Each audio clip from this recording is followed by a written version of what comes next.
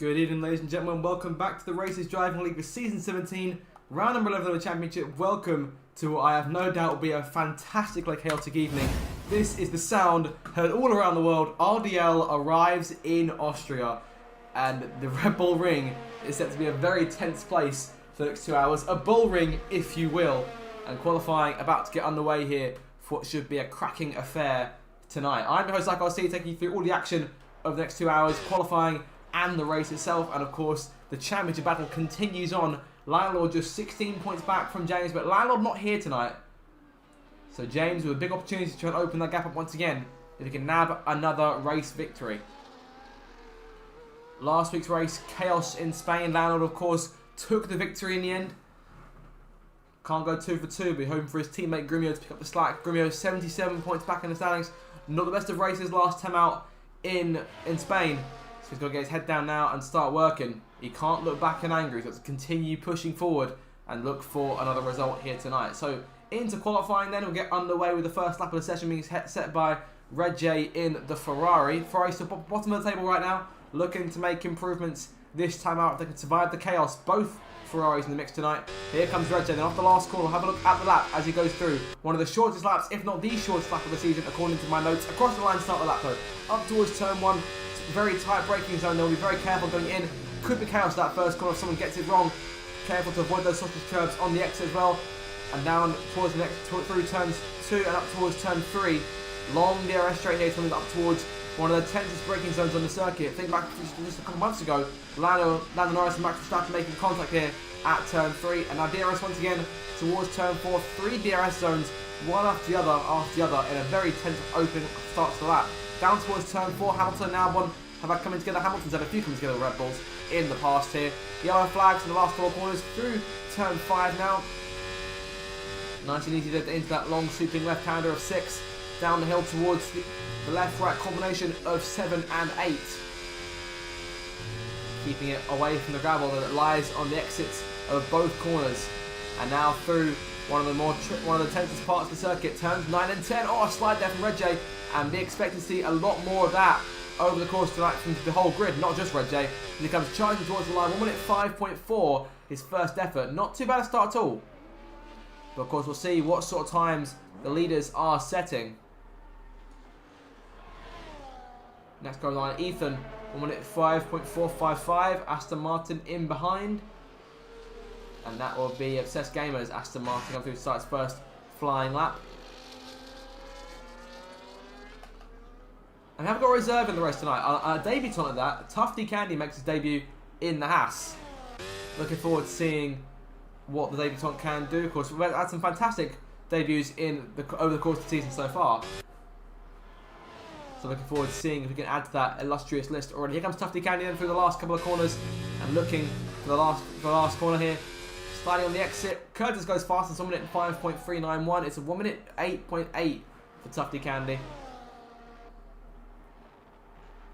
So decent start. P4 on the chart for the minute, but I imagine he should go down the chart a bit when we see the next few cars coming through the next laps. There is Imri, because Imri has been struggling in recent weeks. Still 7th place in the Drivers' Championship, 53 points to his name, looking for a decent result to kickstart the season for the Silver Arrows. His teammate Pope has a win. He's still looking for win number 1 on the campaign. Perhaps tonight could be the night. This was of course the race where Cott in the Sauber took his first victory last season. The one race of the season that we ended up missing, unfortunately. But Cott comes through the defending winner to start his first flying lap. I think with the amount of talent we've got tonight in the grid, we are stacked here. So we should be in for a fantastic contest. And added to that time this week is the returning Paris T32 reserving tonight. Reserving in the Red Bull for Ben, who debuted last week. Imri goes fastest there, 1 minute 4.5. Grumio through on his first lap here. We'll see what he can do to try and challenge that. But it should be, like I say, brilliant to watch these guys go toe to toe throughout qualifying and of course over the 36 lap race. Me personally, it's been a year since I've seen the since I've seen these guys do Austria. I wasn't here for season 16's race, which I'm told was a doozy. There's been a number of fantastic moments over the years. Moments that some are fantastic, some of them perhaps a bit more unpredictable than fantastic. I think back to season 12, Fergus took a great flight across the circuit in a glitch during a safety car. And a late crash early on in either season 14 or 15, I can't remember which, saw JB nab a podium in the final corner as Landor, I believe, spun out. I've got to recheck my facts on that. But there's been some major moments here in recent years, and of course we hope for some more tonight. Of course, see Emre coming into the pit lane there. Now rules in terms of the pit lane, obviously a big point in league racing on this circuit in general. So drivers have to keep an eye out in terms of where they're actually making their entry. In the case of this season, drivers are expected to stay within the white line on pit entry. So drivers behind need to be aware of the possibility of a driver ahead going slowly through the corner trying to make it into the pit lane. And crossing the pit lane with all four wheels when you're not pitting will result in a penalty. So keep an eye on that. Not an ideal place for the pit lane to really be on a circuit as tense as this, as tight as this, as short as this. But so far, I've got the first few drivers attaining it already. Che reserving the Alpine tonight. He's gone second now, 1 minute 4.6. Caught in third. And Curtis in fourth. 3 cars have hit the 1 minute 4s so far. Tuffley Candy reserving for Landor. We'll see if the Haas car saw that sort of pace they need. As, of course, Haas leading constructors with just 1 point scoring force in the fight tonight, as obviously reserves don't count. At least to my mind. It's going to be, in terms of the constructors, it's going to be a very tense fight with both RBs in the running. James on the board, they were on his outlap this time round. The championship leader by 16. Flying Duck serving a qualifying ban, I believe. Grumio building his DRS back up again to go for another lap. Not the best of start to become the current champion. He's got a bit of work to do there.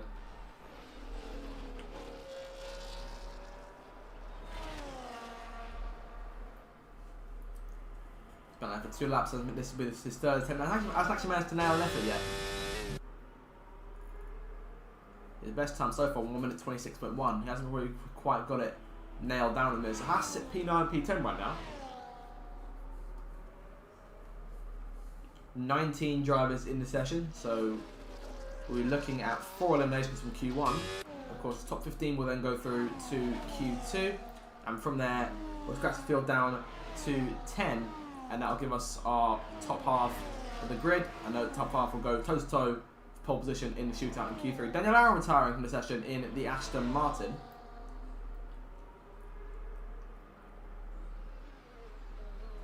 So we know now who will be the second of those 2 eliminations. Peter Kelly up to 3rd place.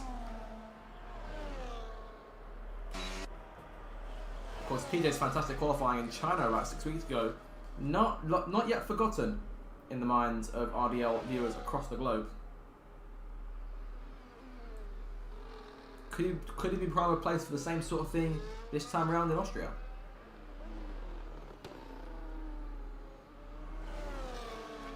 Grumio now in P3, up until the top 3 of the 1 minute 4.673. That pushes PJ to 4th and Top down to 5th. About 11 drivers set laps so far. Here comes James towards the line. James goes fastest by almost half a second there. Over half a second just. What a lap from James there. Let's have a look at the exact gap. Yep, 0.505. That's brilliant stuff from the championship leader, showing you why he's in that position. As the push for a first Drivers' Championship continues for James and for RB, looking to win a championship in the RDL in their first season of competition under the RB name, and James's first full-time season, or first full season in the league.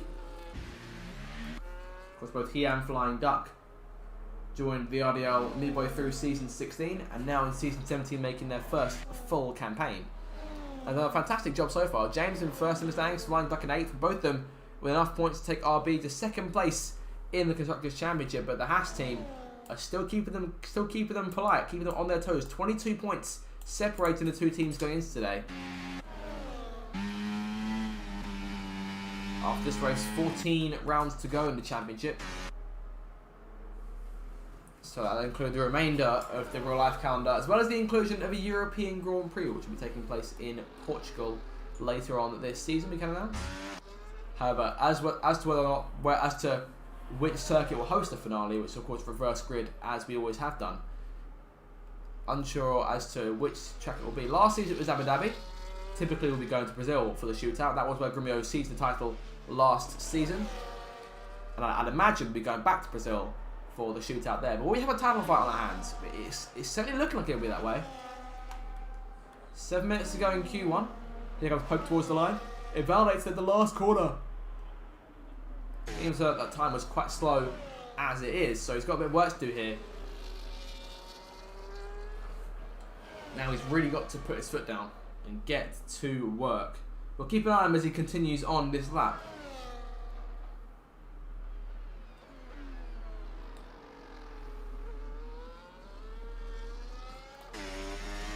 Right on the ball with him.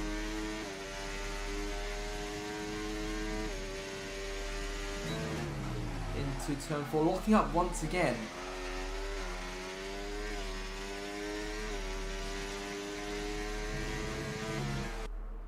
Keep an eye on that mistake. You see the bounce in there as he makes his way through turn 6. And now through turns 7 and 8. Really on the limit there. Rooster goes third fastest. I'm at 4.569. What a lap from the Red Bull. Where did that come from? He shot at the board. But in a very weird place he seems to have set it. Doesn't look like he was across the line. Pope goes 9th fastest, which would be enough for Q2 right now. Tufty Candy improved to 1 minute 6.252. Paris right now the first car in the drop zone, 1 minute 6.3 dead. Connor's yet to set a lap, and we'll see Flying Duck and Daniel Aaron both out in qualifying.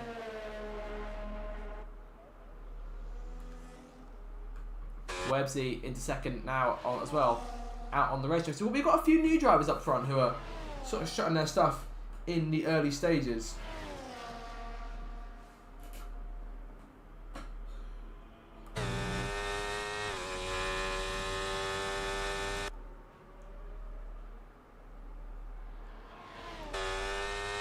Webbsy into the pit lane now, calling in to run.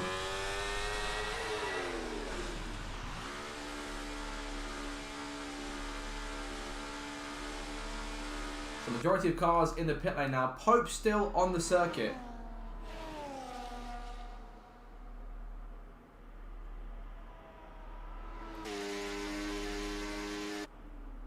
And I'd say the throttle there, not quite on at all, if I'm completely honest. I suppose it could be all part of the master plan for Pope. But it's, at the minute, it's not exactly a gas panic, if I do say so myself. Webbsy retiring, Rooster, Cop, JB all calling it. JB a bit of a risk there down in P10.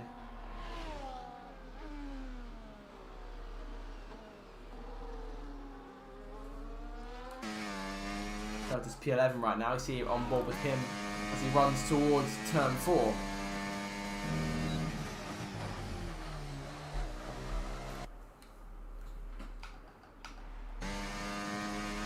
His team after that. Grumio retiring. Down in P6 for the minute, Grumio. I imagine we'll see it later on in the session in terms of his pace, but P6 right now. So not exactly the force of nature we've seen him being qualifying in the past.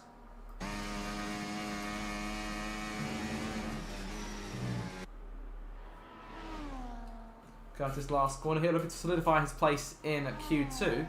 He's safe right now by over a second. Improves, it stays P11, 1 minute 5.1 to his name. 3.5 minutes still to go. So time for things to change.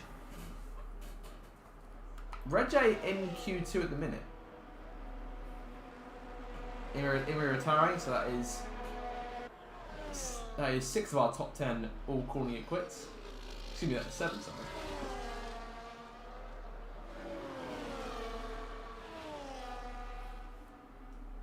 So it's really down to these guys who are in the bottom half to battle amongst themselves to assure themselves of a place in Q2. Paris back out on the track. Unsure in terms of whether or not Paris is out of practice going into this race. We're looking forward to seeing if he's got the pace to match the matching the leaders as we've seen Che doing recent weeks, for example.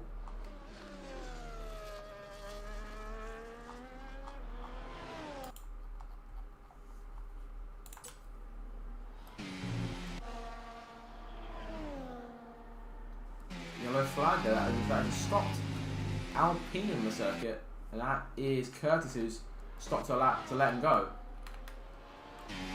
We'll keep an eye on Paris' flying run here.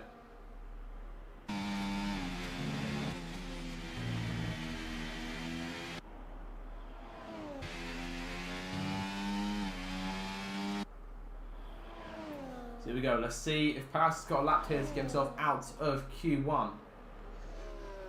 Courtney Gordon also on the racetrack as well. He's on his way through on his outlap now. So this will be his first time after the session. Pope retiring. It's only PJ Keller, the last car in the top 10, who is still in the session. Curtis calling it. Two cars are going to go out of Q1 here alongside Dan and Duck. The question is, who will they be? Courtney Goblin is warming his tyres a bit more to get himself ready for that last run. Will be the last run for him. Will be the only one for him. Paris here going towards the second sector split. We'll see what sort of split he's got looking at him. 45.4 at 7/10 improvement. That's enough for what he needs to do. But he's invalidated there. It's good that he's got time for one more. It's a bit too much on that curve.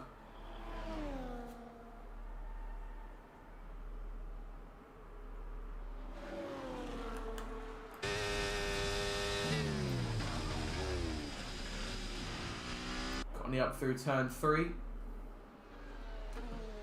and now into the DRS zone, looking for a clean run in this second sector. We're looking potentially at both Ferraris through to Q2.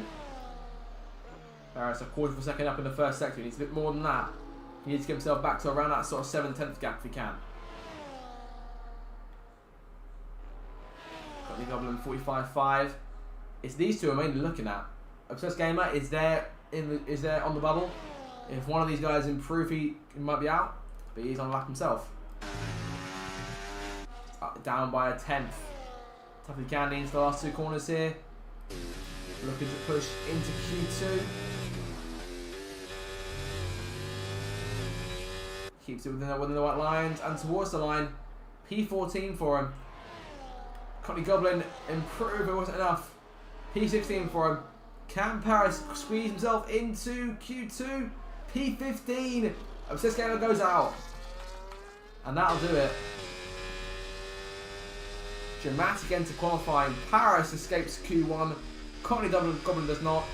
And he'll be joined by Obsessed Gamer in the bottom 4, as well as Flying Duck and Daniel Aaron. So narrow end to Q1. Gaming James top session, Websy in second, and potential dark horse for tonight, Rooster in the Red Bull in third place. Keep an eye on it. And we'll see, of course, in a few moments what the fresh softs look like in Q2. Should happen in a second.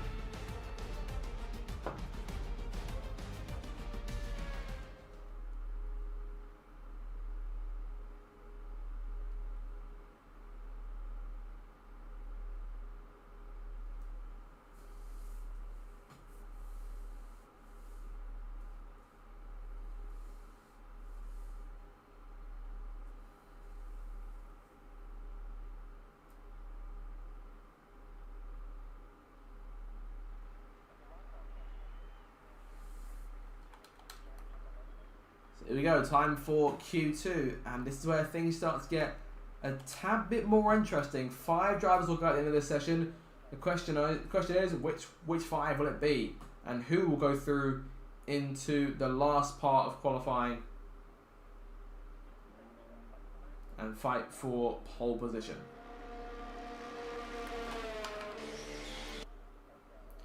PJ Callum, the Williams, the first car out on the racetrack, will be joined by one of the Mercedes cars. That Mercedes we'll find out in a moment. That will be Imri on the racetrack there in behind. Oh, what a slide there. I could have sworn I saw something fall off the car there. Was that damage? I think he's okay.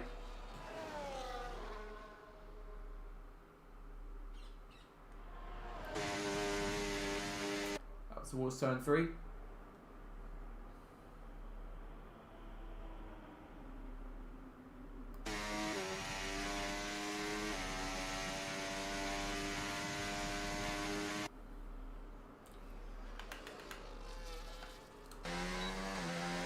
Several cars on the track here. Only a few of them very early on. 4 cars on the circuit. Both Mercedes cars are looking at it. 1 Alpine and 1 Williams kick things off.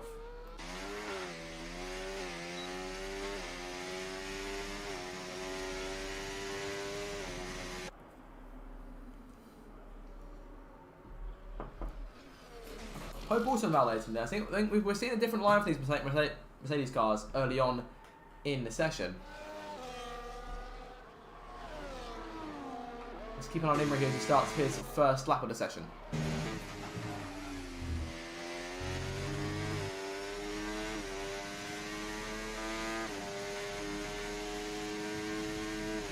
Up towards the end of the first sector, looking at a 15.989 to kick things off. Of course, Imrie did briefly top Q1, but fell back towards the end. Wasn't in the top 3 in the end of qualifying. Of course, although we've seen him dominate sessions in the past, and from there fall back further. So perhaps could be looking at a bit of the opposite today.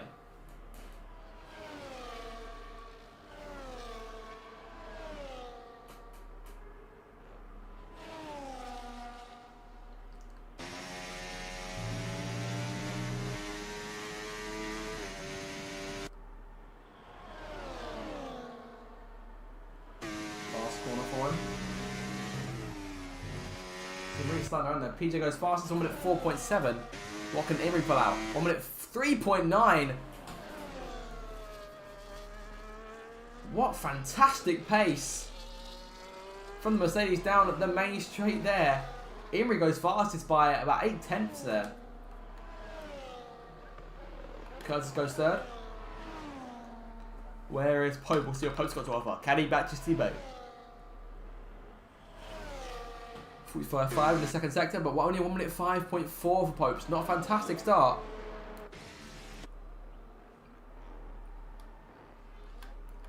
Who else is on a lap here? Paris is back on the circuit. Che's out there. Che coming towards the last corners now. JB up in turn 4. Let's see what kind of pace Che has.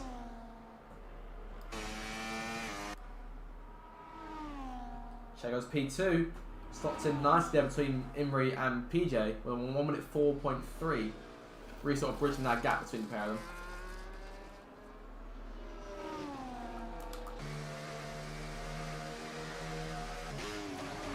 PJ back into pits after that first run. JB goes 5th fastest there, 1 minute 5.086. That's what I was looking for. Romeo here in the last sector. 44.9 is second split.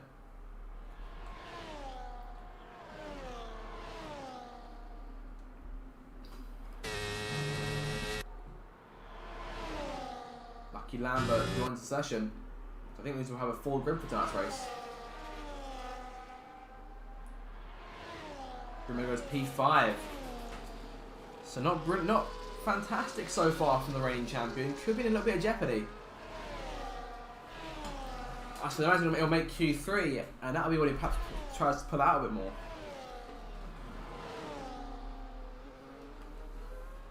Brewster goes P4, looking to back up that running Q1.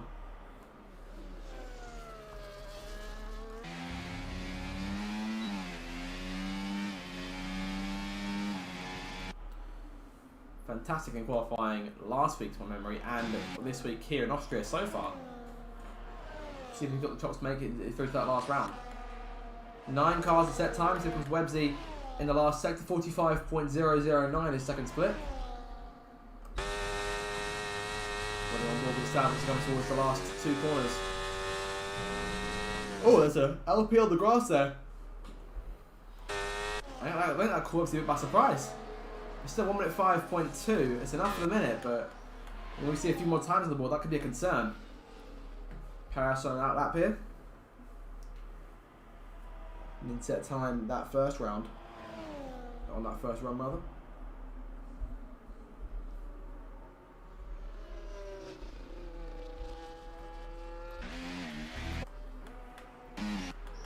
Webbsy, not at all a fantastic start. At least not a fantastic game roll to that first lap, but he's just got to roll with it and go again. And that is exactly what he's doing at the minute. We'll keep an eye on him as he makes his way through, as he almost backs off a little bit. His teammate on that lap behind him. Curtis P5 at the minute, 1 minute 4.969 with his first lap.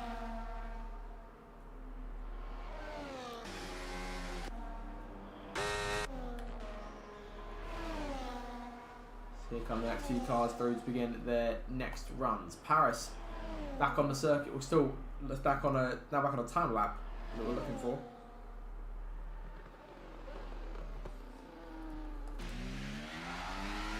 Light slide from the Red Bull there. DRS once again in deployment.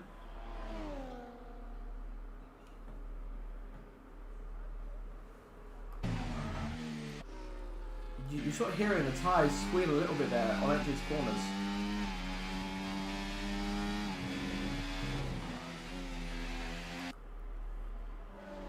Second sector split 45.9.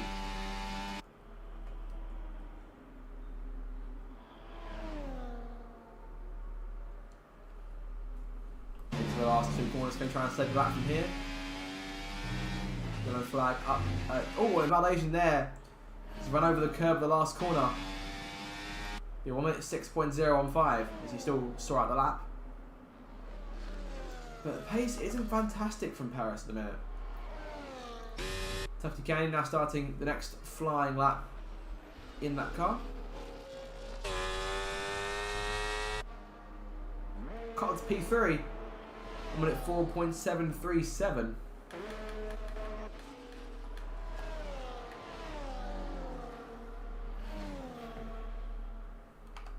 Here comes James though. James 45.068 is second sector. The last one though, where it counts. Can he nail turns 9 and 10? Over 1. Kind of a bit close in turn 10, making it work regardless. Here comes the RB towards the line. 1 minute 4.6. How long will it be before we start seeing guaranteed fresh soft on these guys? Because obviously the medium tyre is put into play on offer in Q2 as well as one set of softs.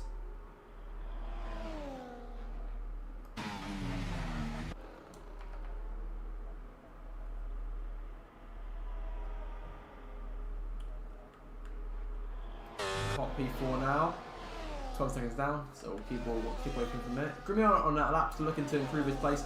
He's close to the bottom of the cars going through right now. That could be a concern, but is he on that? Is he now on absolute fresh soft tyres? We know by this point of the season that there's often a transition period in Q2, in which a lot of drivers will do their first lap on old softs from Q1, perhaps the less worn pair, and then go fresh ones for the second run. So that could perhaps be Grimio's plan. Have to wait and see what sort of lap he sets.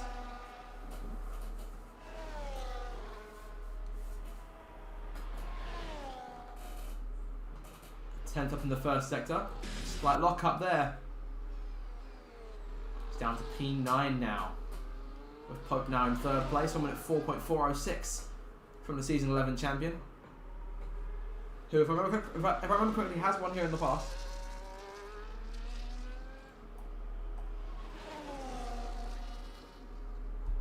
I'm sure he'd love to correct me on that later on. 44.6, 3/10th improvement there. Oh, there he goes to the circuit!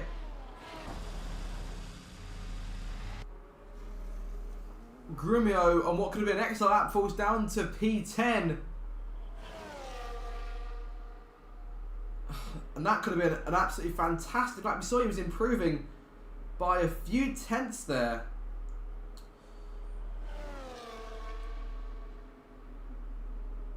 But where did it all go wrong for the reigning champion on that last lap? He's now under a bit more pressure. He's got time for another lap, but will he get a running as good as that? I just know his tyre is now scuffed a little bit.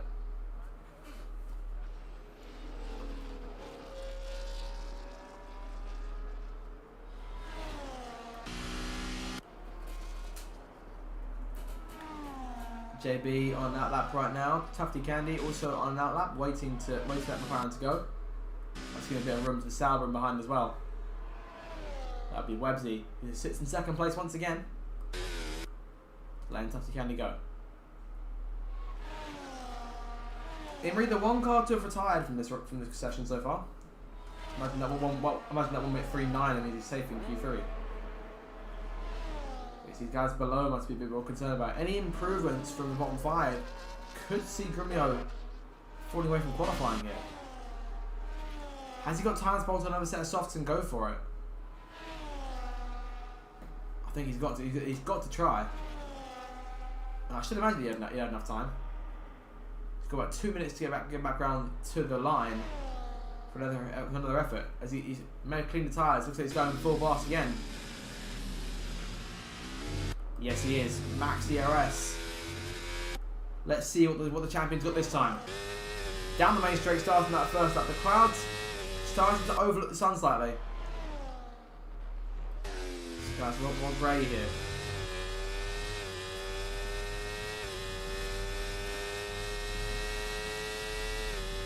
Up towards turn 3. Improving just. Lock up, slight slide there. Keeps it under wraps, and now DRS back in play for him as he runs towards turn 4. Getting as much control as he can from that Alpine on the right hand side. Into turn 4. Should be a nice control. A few corners away now from the last attempt away.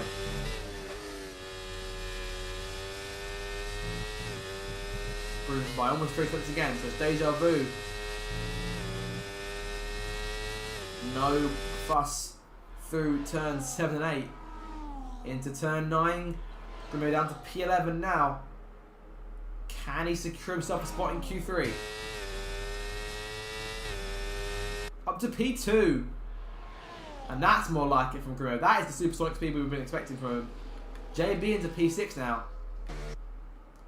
Rooster, Ethan, Red J, Tufty Candy, and Paris T32 your top 5 right now. So your bottom 5 rather. They're the cars looking like we're going out in the minute. PJ Khaled though in 10th place, staring warily over his shoulder at the drop zone.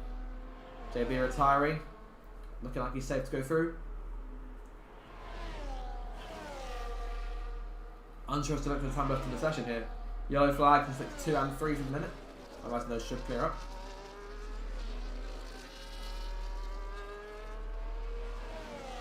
We're into the last minute.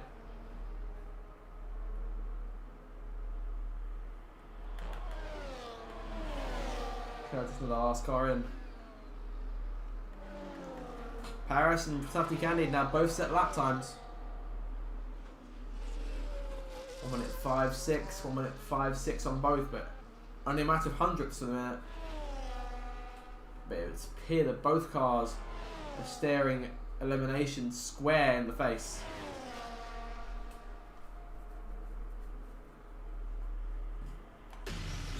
We're back in after that very fantastic lap. Websy into the pit lane as well. Both cars are towering. PJ in P5 right now on another lap. Pope in P6, JB 7th, James 8th, Ethan 9th, and Curtis the last car in the top 5. Cott needs to improve. He's invalidated here. This could be out qualifying. There's the flag, and Cott is out. The lap's invalidated. Top 7, all out. Ethan Curtis over the line, 1 minute 4.6, 1 minute 4.7. James up to P7, JB down to 8th. Can Rooster get himself into Q3? Towards the line he comes. Second place for him, 1 minute 4.1. That pushes Curtis into the bottom 5. Cott can't get out. Paris is out. Red J is out. Tufty Candy, the last car to settle here. Where will he start on debut in the RDL?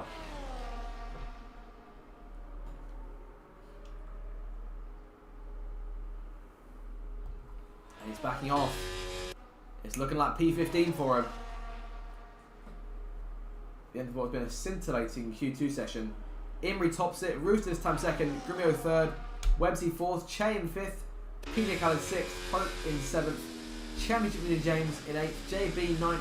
and Ethan rounds out the top 10. So all said and done, just two teams getting both their cars into Q3, and that would be Williams and Mercedes. 5 different manufacturers in Alpine, Sauber, Ferrari, Red Bull and Haas, all having cars out in this session.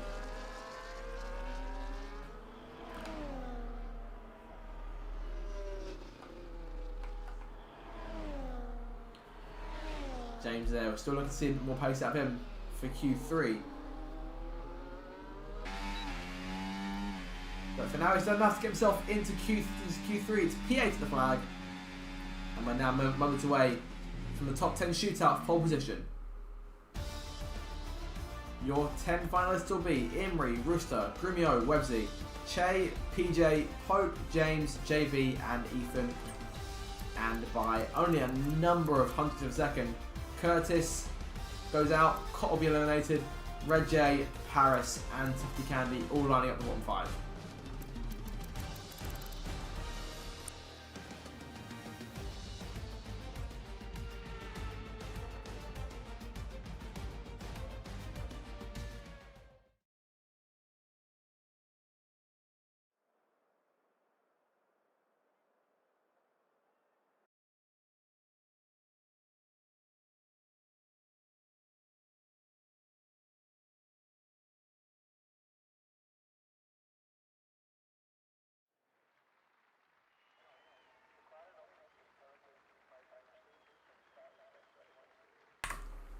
Here we go then, Q3. The fight for pole position well and truly begins. And this bull ring is set to get a lot more tense. The tension building for these final 12 minutes. Imrie top Q2, he'll lead him out for Q3.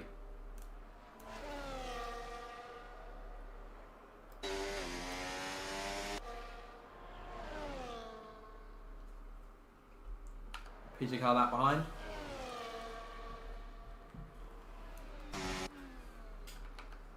Rooster back in Q3 once again. Che, as he's been doing fantastically in recent weeks, reserving back on the circuit. First 4 cars all out. Here comes Pope.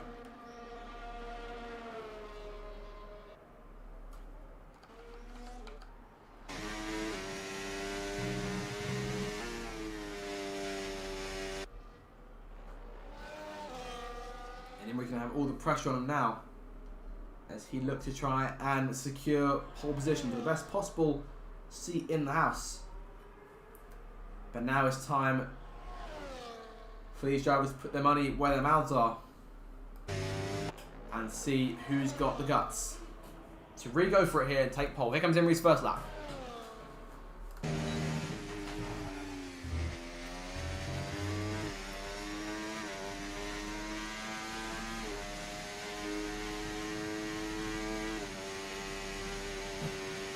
First sector complete, 15.9 as he goes up towards turn 3. DRS deployed once again. Of course, this will be a crucial overtake opportunity throughout the race. So 3 zones, all coming one after the other. 1 on the main straight, 1 through turns 2 up towards turn 3, and then 1 between on the back straight between turns 3 and 4.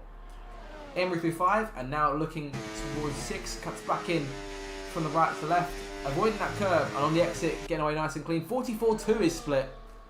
Fantastic time so far. Can he finish this lap off?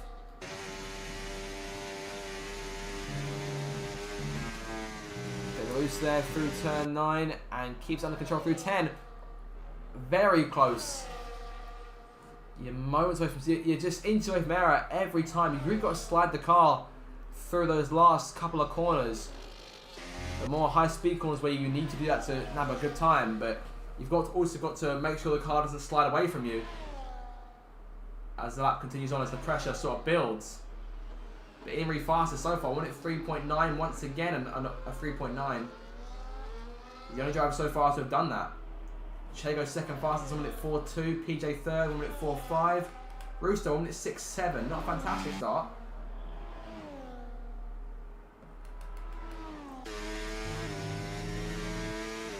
Pope Up towards the line, 1 minute, 4.009. The Silver Arrows locking the front row out early on.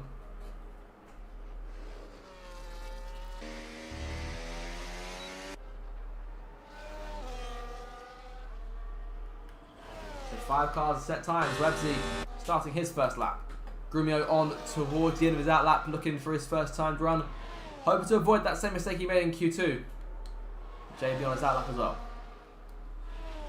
James and Ethan yet to lead the pit lane.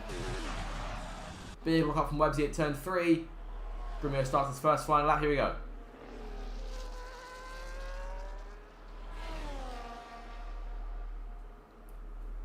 So good clean start and up towards that first split. 16.008. So not quite matching Imri's first time. Grumio struggling a bit today. Save for that last lap in Q2. It hasn't felt like the same sort of Grumio performance we've been used to seeing over the last few seasons. And this is the driver 77 points back in the championship.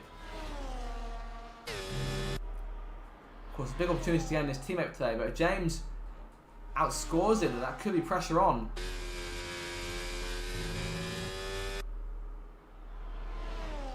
Websy P4, 1 at 4.448. What can Grumio do? Can he match Imri's 1 minute 3? Might be able to be honest. Oh, he does!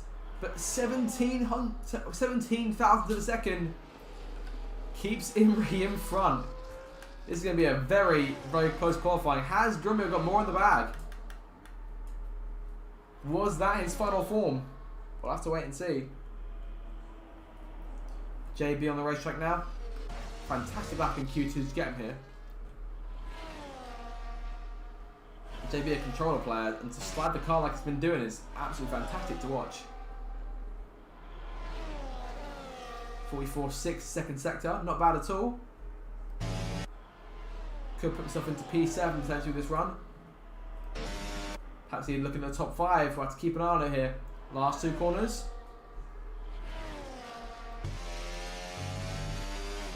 Towards the line, looking at 1 minute 4. P7, 1 minute 4.6. Rooster P8 right now. James on his out lap. Ethan yet to set a lap time.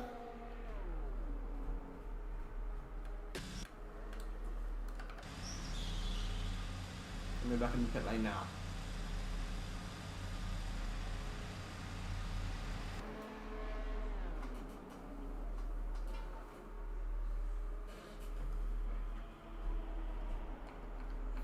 Eight cars to set laps here. Here comes James through to set his first.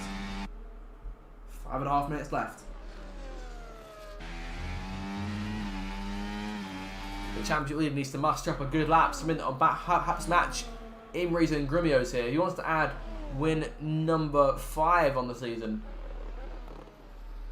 My count, which I believe is correct. Of course, took the first 3 in a row in Australia, Japan, and then China.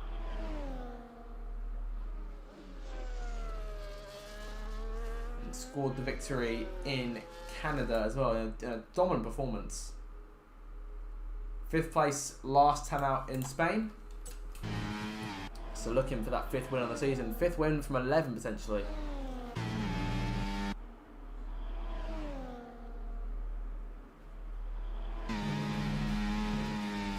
Last 2 corners.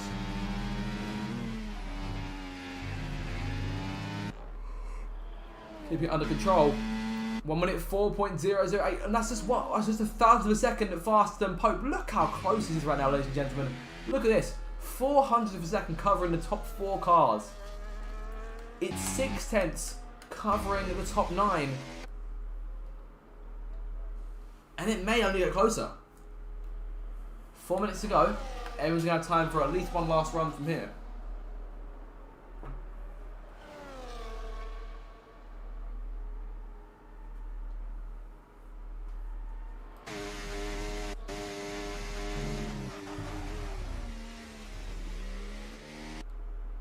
Imri back out on the circuit.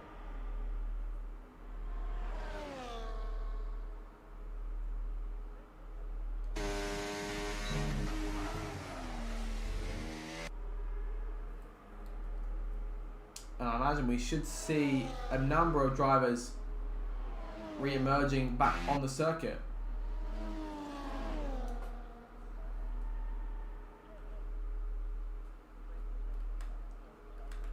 Pit lane quite quiet for now. Imri, the one car, or sorry, the one of two cars on the racetrack. But here, looks like a few cars coming in. Had a random join.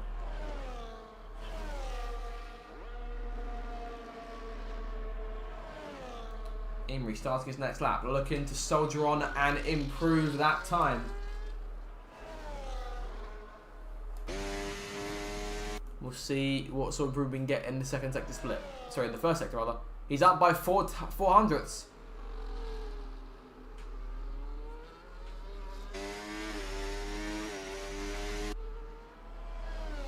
Ethan is the last two corners here, looking for his first lap of the session. 1:47. P10 at the moment.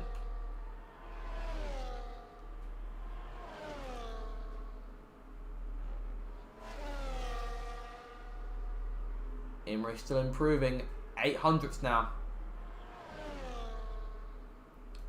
Putting that effort.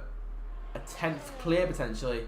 Can finish the job. Last corner. Nails the last corner.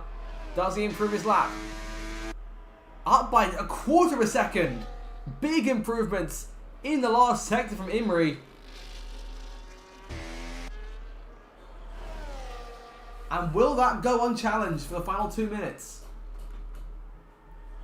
3 cars back on the racetrack here.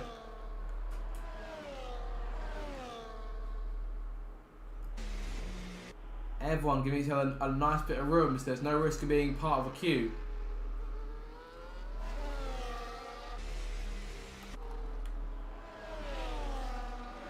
James back out on the circuit. What can he do? Can he put himself in the front row? Grumio on the track as well. Imri's only job now is just sit back, potentially.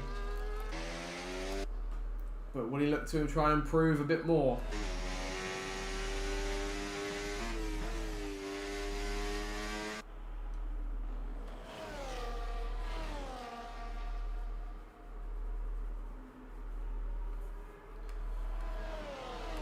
Hope not improving in sector 1.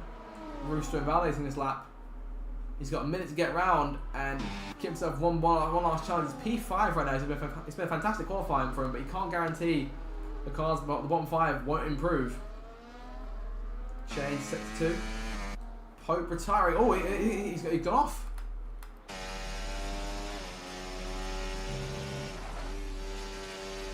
And he has.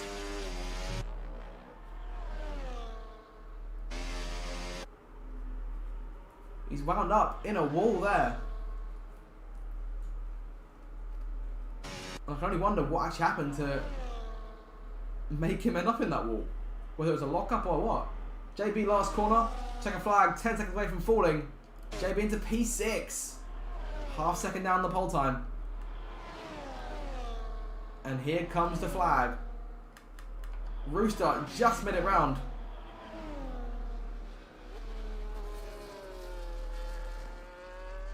Check a flag. You can say invalid to this other lap as well.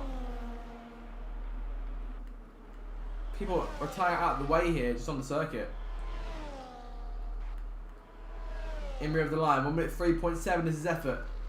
Grumio's up by a 10th, he needs a bit more, he's got to really push it. This last corner, if he wants pole position back. Towards the line, can he do it? He doesn't do it. 400th of a second, James improving.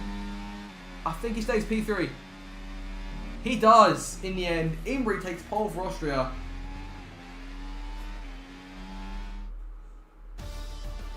Look at that. Let the top 3 separated by less than a 10th. Imri will lead them up the hill towards turn 1. Grumio 2nd, James in 3rd in the end.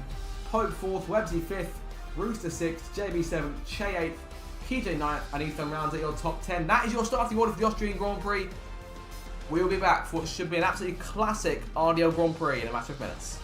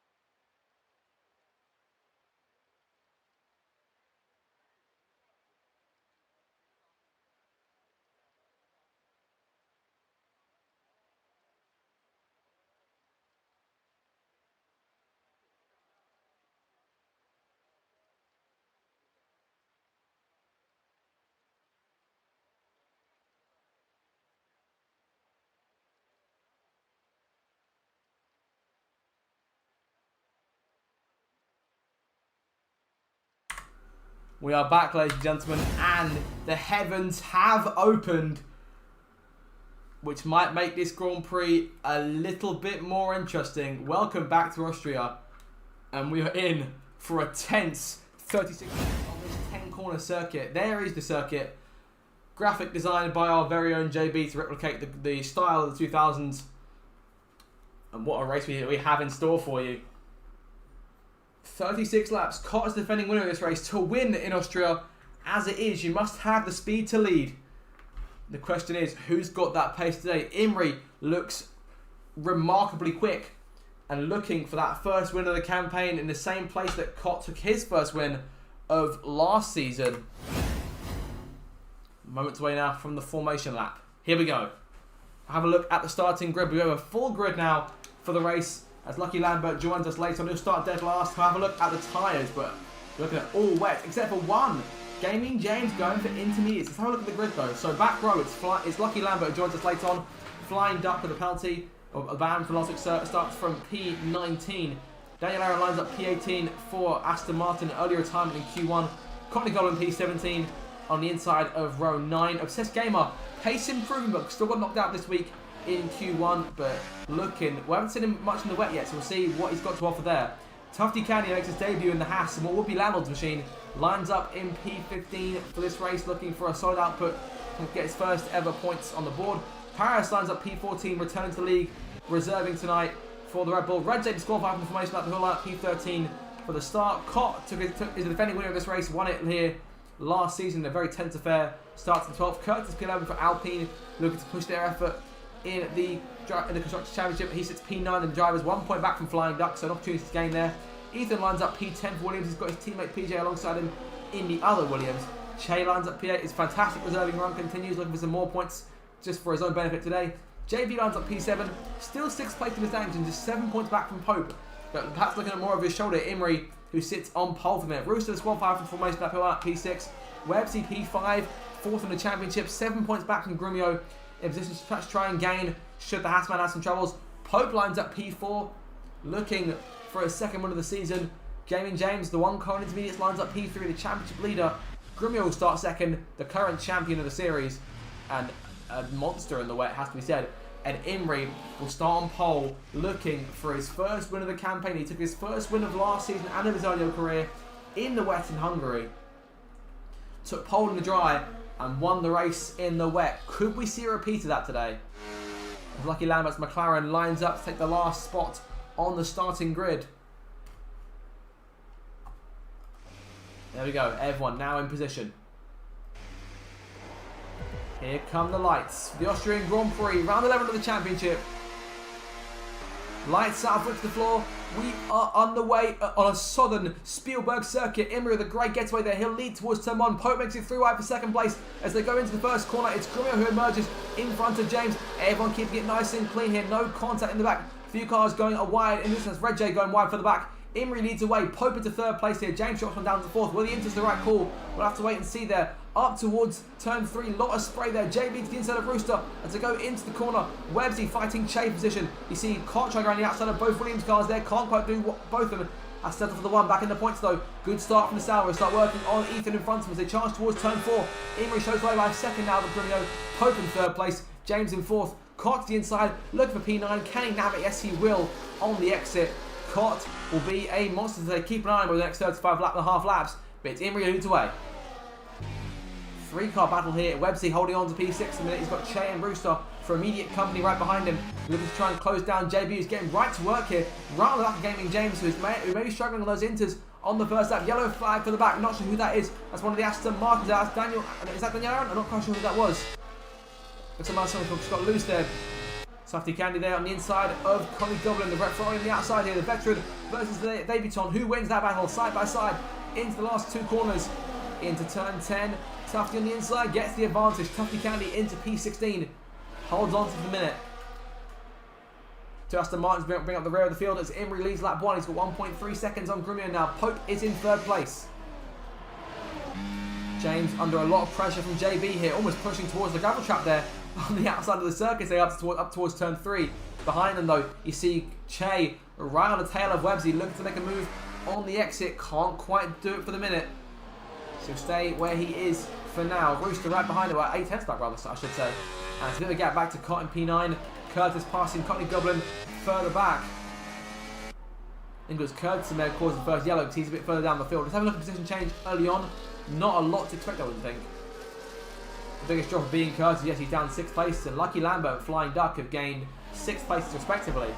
6 places each. Oh, slight tap there from Flying Duck to Paris.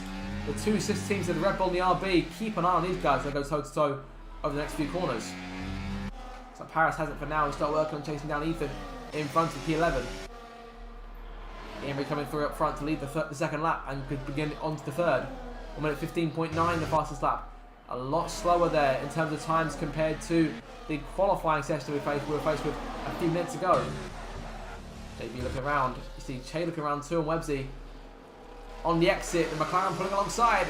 James not a fantastic exit today. JB almost on the grass. They charge up the hill once again. Side by side into the braking zone. Who gets the edge as they go into turn 3. On the inside, it's JB and the McLaren. James with a switchback on the inside there, almost making it work. If he had a bit more grip, it could have happened for him. I think the Inters perhaps weren't the best of calls there.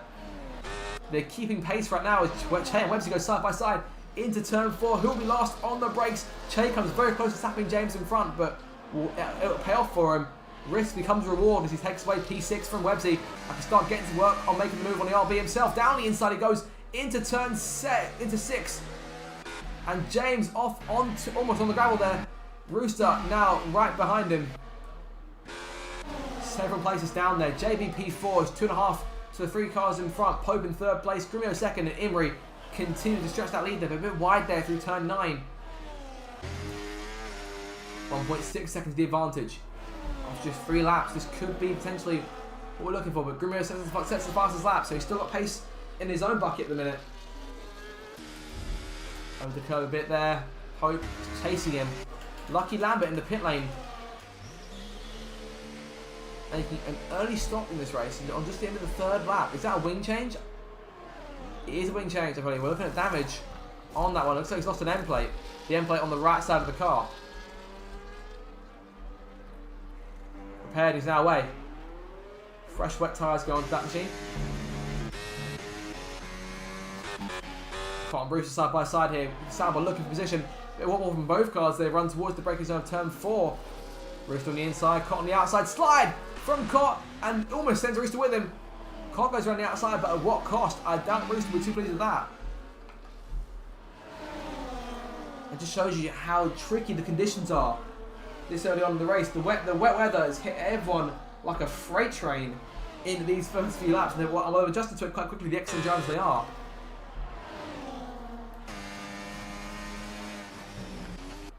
And in the case of race, oh, there he goes way wide there, loses control of the car, keeps it under wraps just, but Che is right behind him,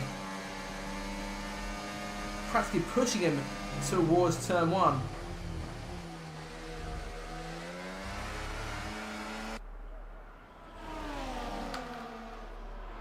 Emery 1.5 to the good still. Grimio closing a bit though. Pope's got no challenge behind. He's still second behind Grimio though. It's 3 or 4 back to JB and Che. Che putting the pressure on up into P4.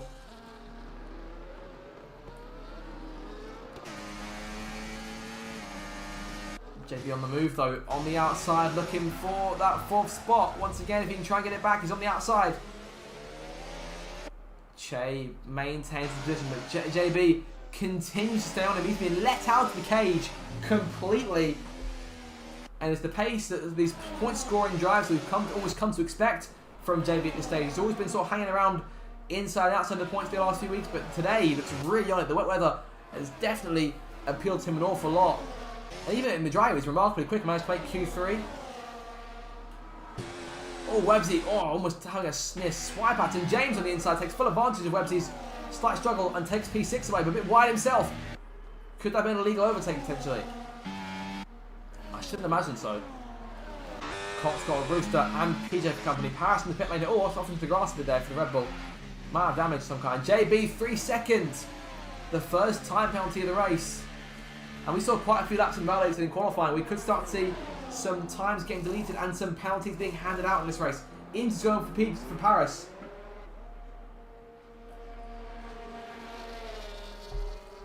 And if we see any more drivers coming in, that could be a sign of the rain starting to ease up. Difficult to tell so far. Connie Goblin and Tufty Candy continue on their scrap for P15. It's the Haas car around the outside as the edge off of turn 3. Obsessed game behind these guys, just waiting for any opportunity he can try and muster up to make a move. He's closing in, trying to close in. He's about a second back from them right now. On the brakes is where he closes in most. Tufty Candy a wider line there through turn 4. Connie Goblin stays on him. He can get himself within a car and go into the braking zone. Tufty Candy all the way to the left-hand side of the track, going into the corner. And avoiding going up the racetrack into the Ferrari. Imrie sets the fastest lap. Grumio sets the fastest lap. Those two are tight together into the lap times. Look at that.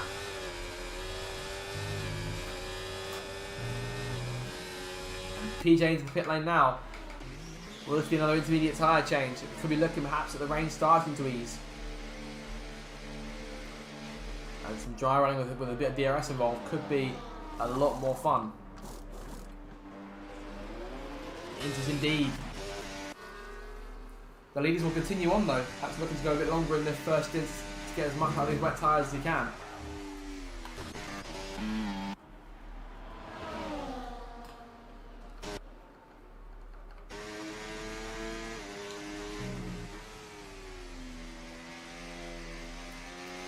Still in control, 2 seconds in front of Grumio right now. Oh, slide there. I mean, this track is short and some might consider the design to be basic compared to other circuits, but as you'll see when he goes through turns 9 and 10 here, this track, especially in the wet, can be a roller coaster, a real helter-skelter, if you will. But Grumio not closing the minute. Still 2 seconds they start lap 8. Actually, no, scrap that. He's closing a lot more now. The gap down to a second. I'm not sure what happened exactly in terms of the timing there, but it was locked at 2 for a while. James sets the fastest lap now on intermediates, and could that be the start of the turnover?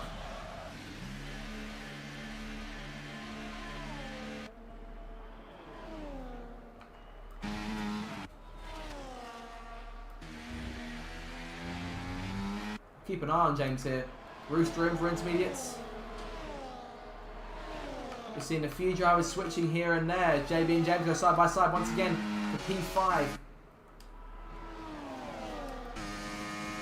Chase pulled away to about 2 seconds over the pair of them. JB looking to avoid outbraking himself here.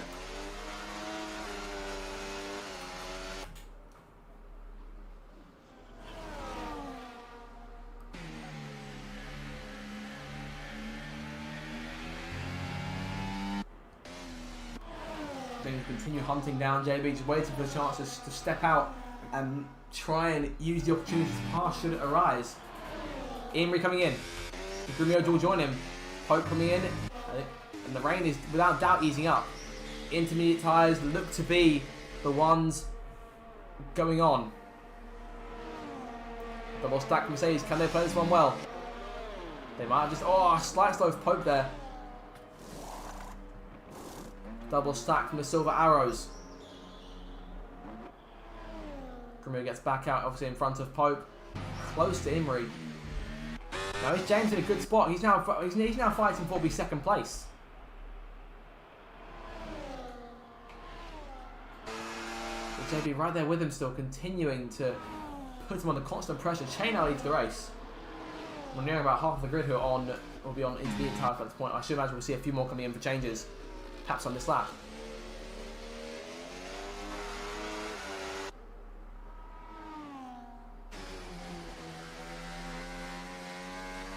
Shea sliding a little bit, but still one road ahead for the minute.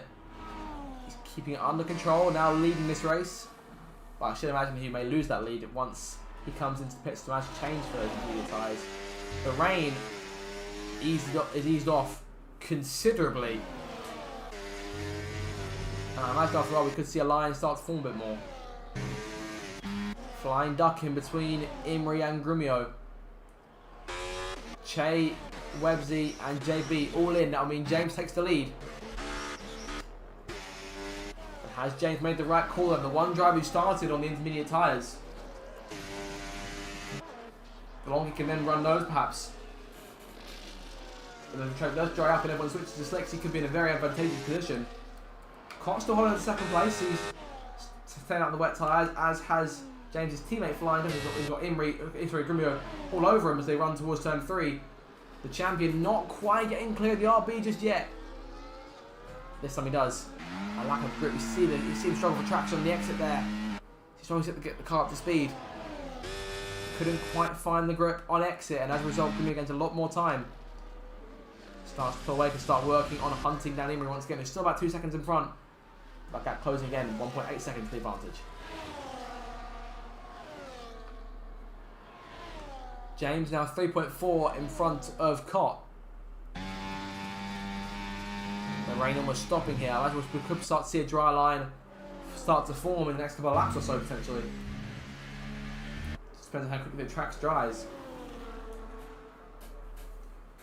James fastest lap once again. We'll see what sort of pace Imri and Grumio have got lined up on their side, on their entries. Fastest lap for him. And fastest lap for Grumio too. Those guys now in the mix. Cott makes a change. Onto intermediate tyres and a wing change for him too. Damage picked up at some stage in the Grand Prix. Can't imagine when. He's away.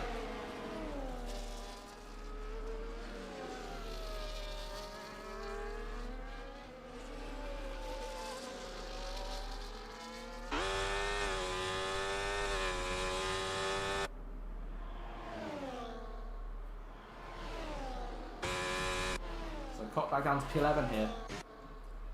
I'm actually going back up to P10 once flying duck pits. Imri's now got a 7-second gap to close to James. He's on much fresher enters.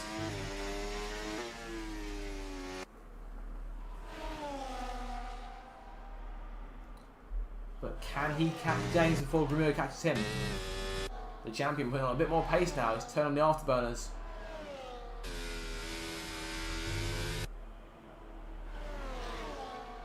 And both of them building an advantage on flying duck. He continues to stay out on those wet tyres. Chain now right behind him. Grumio fastest up once again, 1 minute 13.5. That's a bonus point for him. Che diving to the inside into turn 1.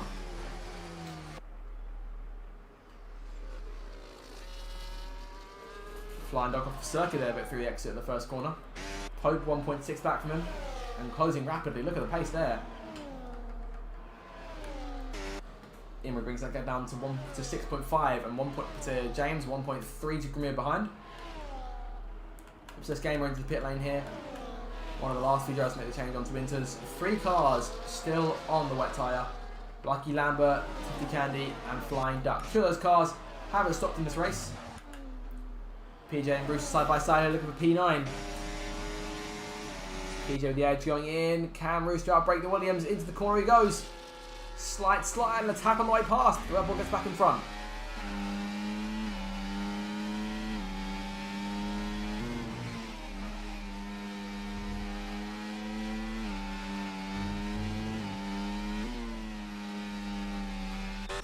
Hope now around Flying Duck. Imri the fastest lap, 1 minute 13.040. Grumio doesn't have the pace in to match it this time. Oh, actually, scrap that. The lap is identical. That is exactly the same time as Grumio set the last time he set the lap. Grumio will take the point for now because he set the time first. So if Imri wants that bonus point fastest lap, he'll need to take it himself outright, as the gap to him and James now goes within 6 seconds.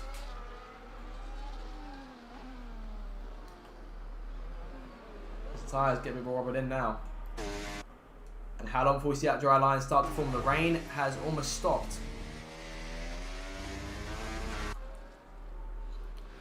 We are a third of the way into the race, and I imagine we'll probably see some dry running perhaps towards the end.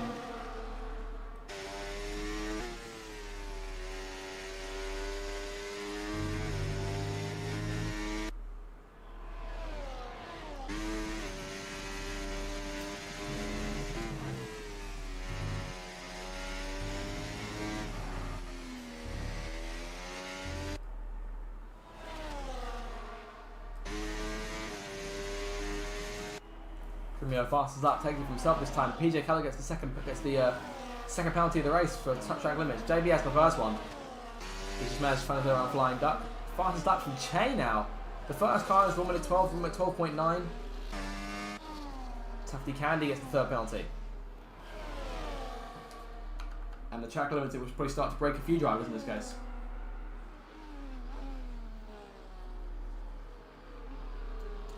If we were in dry running, then DRS would be in play and Grumio would be in range to try to move on Imri, but he's closing in regardless. But these two can't afford to hold each other up too much in a situation, in a race, where potentially, if there's no safety car or anything, James might have played this on to perfection, but they're still closing on him. The pace is not quite there for James compared to the two cars hunting him.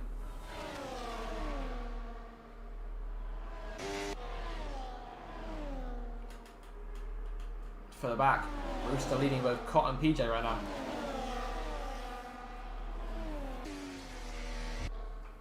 PJ, of course, with that penalty, so Rooster and Cott are safe right now in P9 and P10. Imri and Grumio now both setting fast lap for themselves. Rooster sliding for circuit, that's a 3-second penalty for him. He's got Cott right behind him, the defending winner of this race, looking around for some kind of opportunity to try and strike. Off the corner maybe, can he try and take it? Down the main straight, flying up in the pit lane now, finally calling into his first stint. Cott closing, when he goes to the inside of the racetrack, looking at turn 1 potentially, won't go for it, keeps in line. Flying up to turn 3, Paris with a warning, sorry for multiple warnings, it's a 3-second penalty. And there goes Cott, breezing through there without too much issue. Oh, contact! Cott holds on the circuit, there goes Rooster off. End plate damage on the Red Bull. I think he must have overshot the brakes.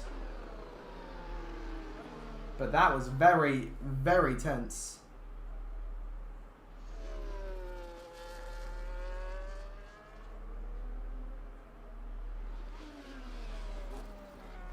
He maintains his place in the points, but wow, that was quite close.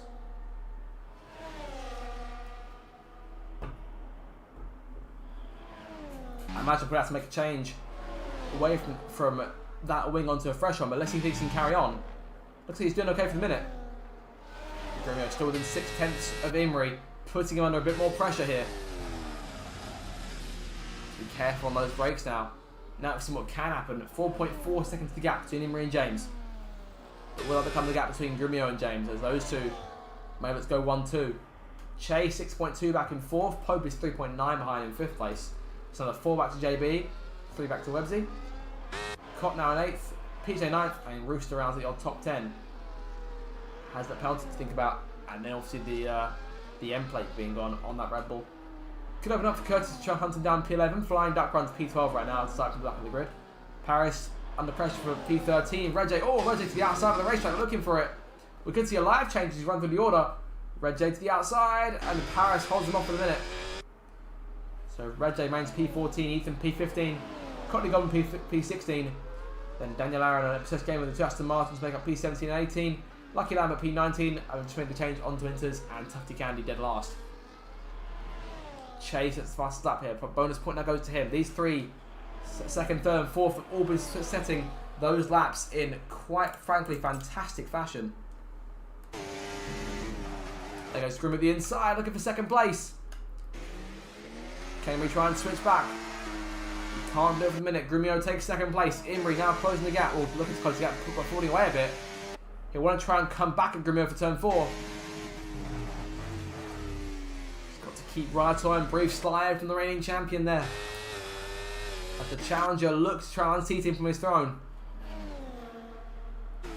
That's early. These two can't hold each other up too much because that will just allow James to extend his lead. Obsessed getting a 3-second penalty now. That's 7 drivers in the 20 with grid penalty, with time penalty rather. The rain almost stopped. The spray now non-existent.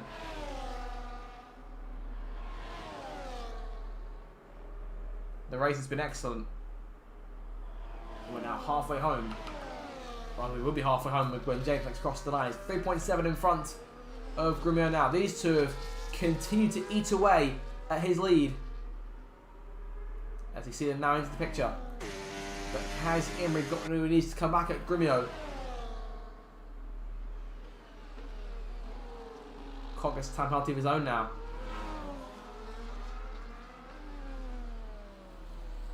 I think these guys are banking perhaps on slick tyres once they catch James. To really give us an all-out perhaps three-way scrap for this race win.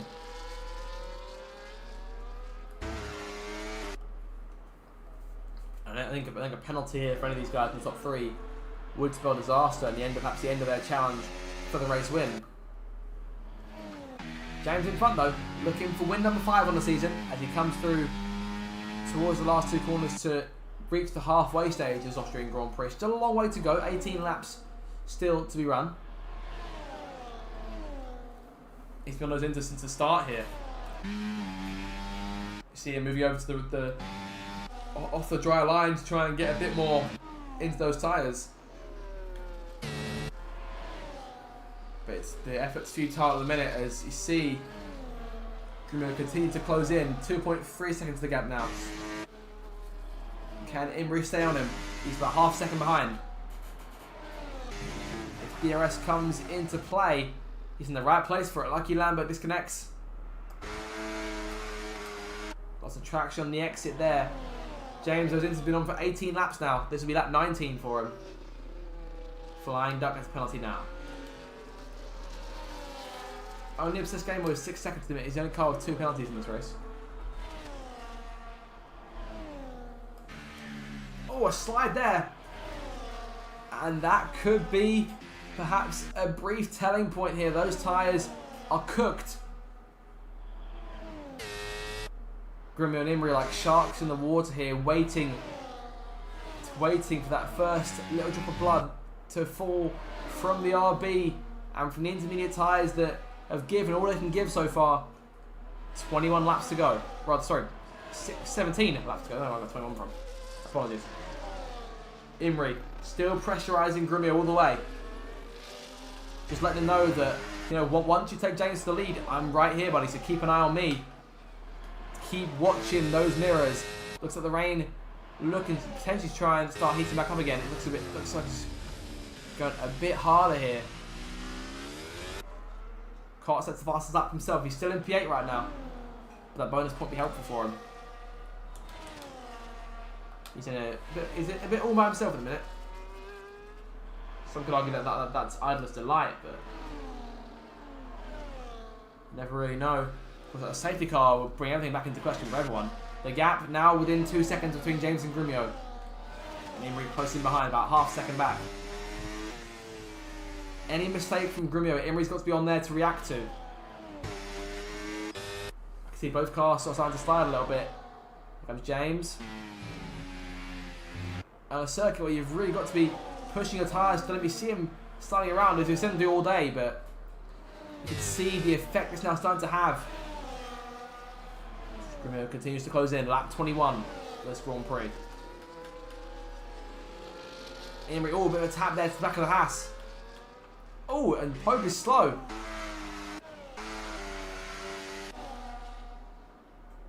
What in the world happened there? To the season 11 champion. Pope continues on, perhaps might slid a bit. But he's now got JB for company behind him. About 2 seconds back. Rooster, penalty for him there. 3 seconds. James's gap goes back up to 2.2 seconds now. Slide from Grumio there. If any mistake, if Imrie doesn't react to it, make a move, they might keep him behind for a bit longer. So there's slides from these guys here. James's point looks almost struggling to catch the lap traffic. Just in front, that's Tufty Candy dead last. Yellow flag, and that is Daniel Aaron around at the last corner. Virtual safety car's been deployed. He's got to turn the thing around quickly. And you see Tufty Candy diving into the pit lane here. And Grumio coming in too. Imrie going in as well. Now, what we see these two do here in terms of tyres could be the deciding factor in this Grand Prix. Are they looking at slicks? Mediums for Imrie. Mediums for Grumio, but Grumio gets held up there. Tufty Candy is in there making a stop. Grumio gets out in front of Imrie once again, but that could have been a lot more...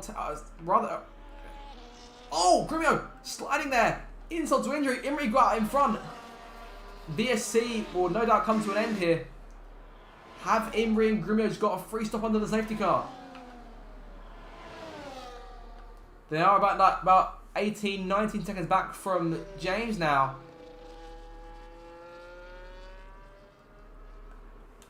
They had to do whatever James didn't. And Imri has to get right back to work here. He's got to get those tyres up to temperature, keep Grumio at bay, and Grumio's got to do the same but try and get around Imri.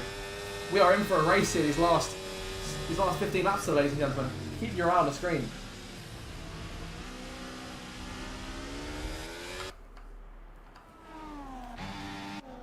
James is into struggling.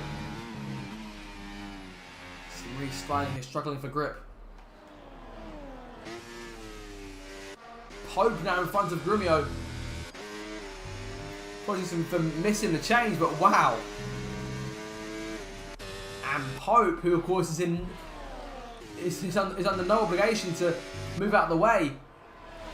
Could be a huge... Oh! Grumio penalty there. And that could be big as well. All of a sudden, a golden opportunity perhaps to win this race has been prescribed to Imri, and that'll be just what the doctor ordered over at Mercedes. Imri making the move here, passing Tufty Candy. And given that car's normally driven by Grumio Orlando, that will probably be the easiest pass on a Haas he has all season.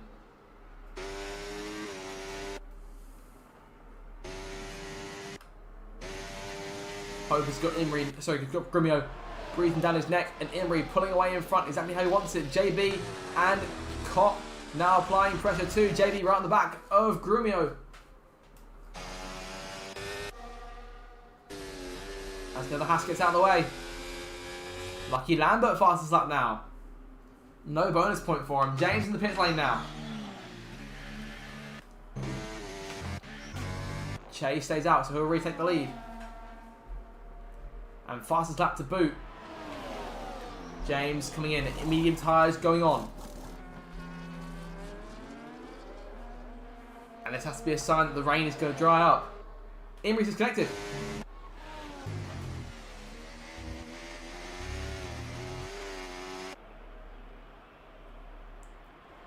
I hope his AI's got the pace to keep in front for now. Grumio and James now both behind Pope.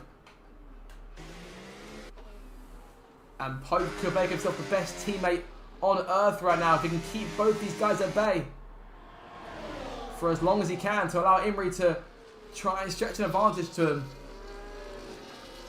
Che 10 seconds in front, leading the way right now. That gap now within 10 seconds. Imri closing now. There's medium tyres start to work their magic, but can Pope keep Grumio behind for as long as he can?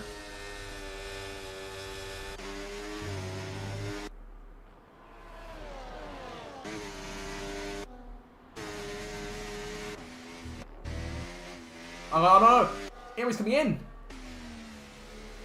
He's back in the pit lane! What's happening? Is Imri's AI pitting him again? I can't believe what I'm seeing here. Are they putting him back on Inters? They are! What in the world is going on down at Mercedes? They've put Imri back onto the intermediate tyres he was on. I don't quite believe, ladies and gentlemen, what I'm seeing here on my monitor. And he rejoins now. And he left the session in the lead on fresh medium set to go to the end. He's rejoined now on old intermediate tyres and under pressure from Rooster. The race win without doubt gone. I can only imagine the frustration in the cockpit right now for Imri on a race where he nabbed pole position. This one was his to win today. And the AI has thrown it away for him in perhaps the cruelest manner possible. Because now he's because I'd imagine now he's also going to come back in and change back onto those medium tyres. Koch comes in. And this now looks like this could be James's race once again. Because Grumio has that penalty to think about, mind you. So unless Grumio can establish some kind of advantage, As Imrie goes back into the pit lane, this will be his 4th stop of this Grand Prix, more than anyone else by 2. Back on those medium tyres. And now he's got to limit the damage and get himself as high up the order as he can. Yellow flag. Daniel Aron's out. Safety car's been deployed. Well, that could save Imrie slightly, but the safety car is out, and Che is now in quite a good position. He stayed out the whole time on those intermediate tyres. Could he now stop and go for a set of softs or a set of mediums? So it's been a massive improvement for track position for Che, who all of a sudden could have a chance to win this race. He won't lose all that time. And could it even be soft tyres for him? We're that close to the end. We've got just under 10 laps to go now. This is lap 27. Medium's going on. Grumio and James both in. Che will take the lead away. Well, Imrie might have a lifeline to try and still have a result today. Soft tyres being looked at here for these guys. Mediums for Grumio, softs for James. Hope on mediums. Websy on mediums. Cox made his stop now, so he can get a place or two if he's lucky. But a Delta not doing any good. He might get back out in front of his teammate. Medium tyres going on. Imrie may never placing and back up to P9. Curtis on soft tyres. 2 cars going for that soft tyre risk. We're still recovering. Gutting for Imrie.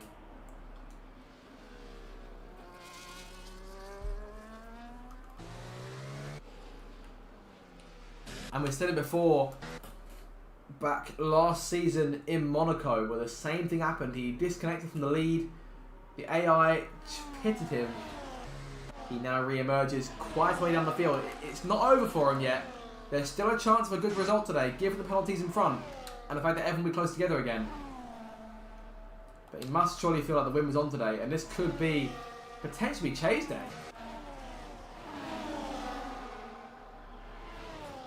Hasn't won, I believe, since season 15 when he was reserving. I believe it was the Haas at Imola, which he last took victory.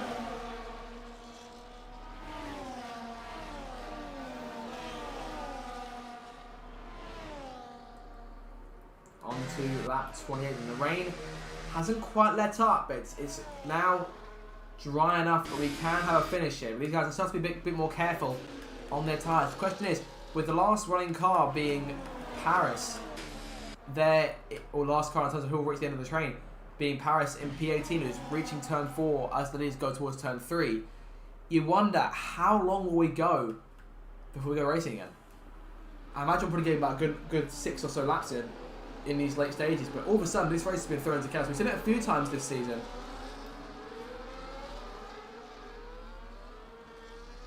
Some might say perhaps that this was always going to happen.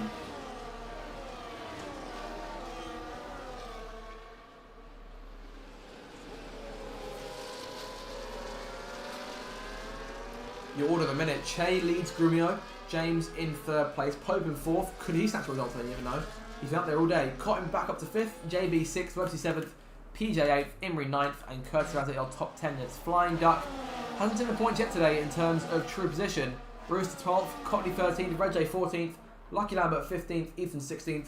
Obsessed Gamer 17th. Paris 18th. Tufty Candy 19th. And Daniel Aaron, the last running car. Sorry. Tufty Candy's last running car. Dan is now the first retiree of the race. Last place today. So again, you've got a feel for Imrie. You felt like the race win was his, and now we'll come to line with 8 laps to go. It'll feel like it's half the world away at this point. Despite it's been the shortest lap of the season, it's probably the furthest he's felt from a race victory in quite a while. Tufty Candy into the pit lane here. Pat Bolton on a fresh set of softs to go to the end on.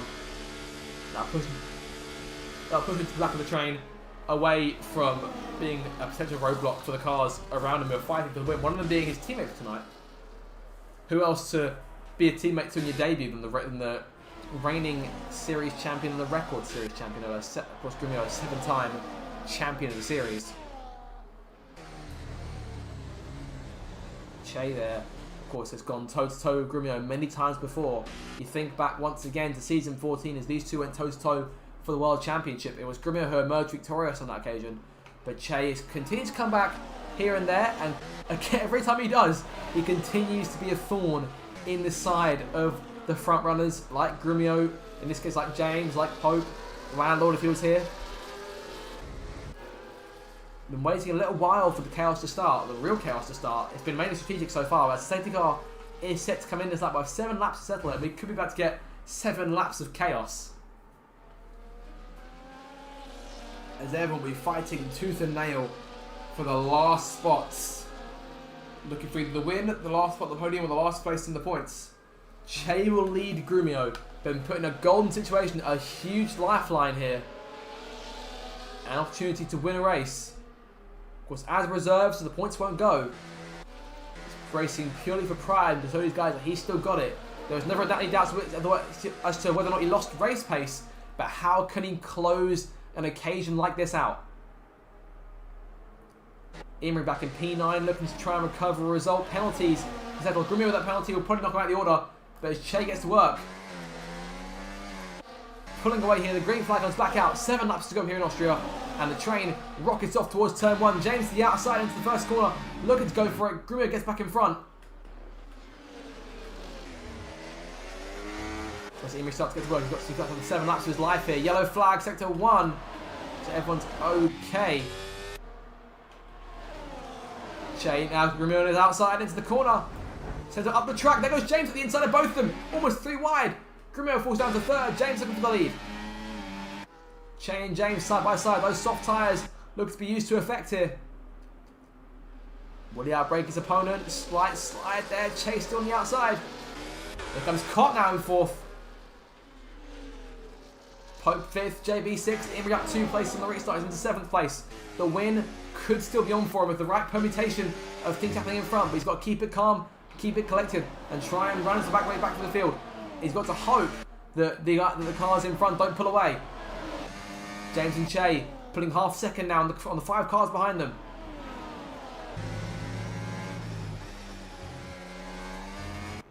Who's got the guts to really go for it in these still semi-wet conditions, DRS enabled, and that'll make things a lot more interesting now. Because these guys are going to all be in range. Penalty goes on for the first time today, we'll see in terms of who gets DRS and who doesn't.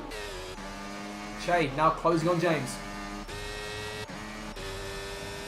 Closing on both of them. Will he go 3 wide? Does he go down to the inside of both cars?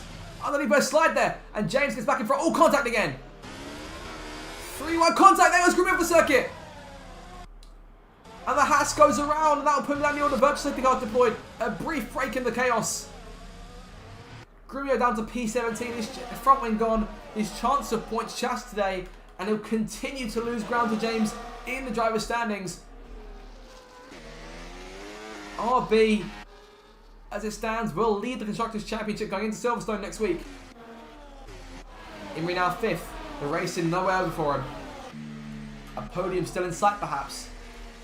Pope in 3rd place. Can be looking at the win.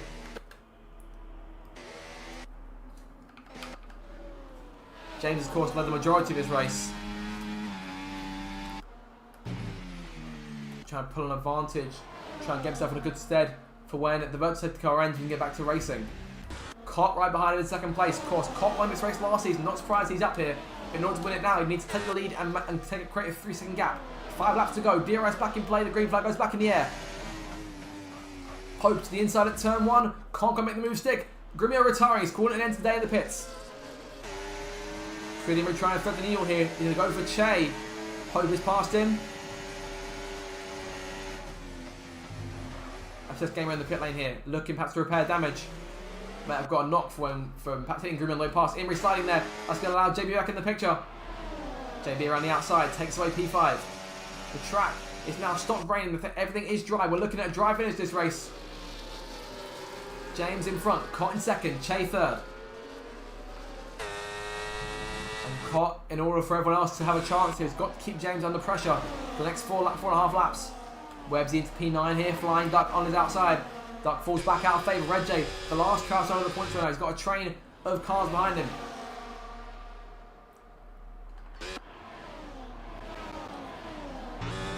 keeping pace here. Down the main straight once again. 4 laps to go here, Austria. Kopp's got every chance of winning this race. We've got to try and close in. He sets the fastest lap of the Grand Prix. A bonus point for him if he can finish this one out.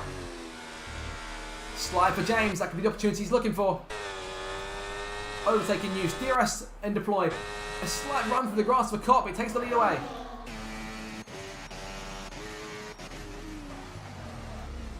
Pope enters the picture. We'll be looking at a podium finish here. Second place in terms of points, things stay how they are. Che is a reserve and Kopp will lose places because of that penalty. James sliding around. Pope perhaps might see a chance to win this race. Che looking at James. And JB can be sniffing up another podium at this circuit too, if he can get close enough. In terms of points we're looking at podium, you need to get a bit close to crack that top 3, and Imri, they're in 6th place right now. Chances are will finish 5th. The train continues to slide its way through the Styrian Mountains. Caught in the lead by half a second here. James being threatened by Che, but Che not counting for James closing in front on Kopp. 3 laps to go. Bad exit again from turn 1 for James. There goes Che to the inside. Pardon me, because it goes to the outside. These guys are going to close on Kopp big time as they go towards turn 3. Che, I was fearing he might try and try to outbrake Kopp too. These two stood side by side, and Pope might see a chance to try and win this race from this position. But you hope something goes wrong for the cars in front of him. Che looking to keep within range of James there. James falls out of favour. Che back in second, and now Pope has got to go for it. It's these two now for the win. Pope's been hanging back, watching and waiting for an opportunity to get around Imri, Grumio and James. This could be his chance.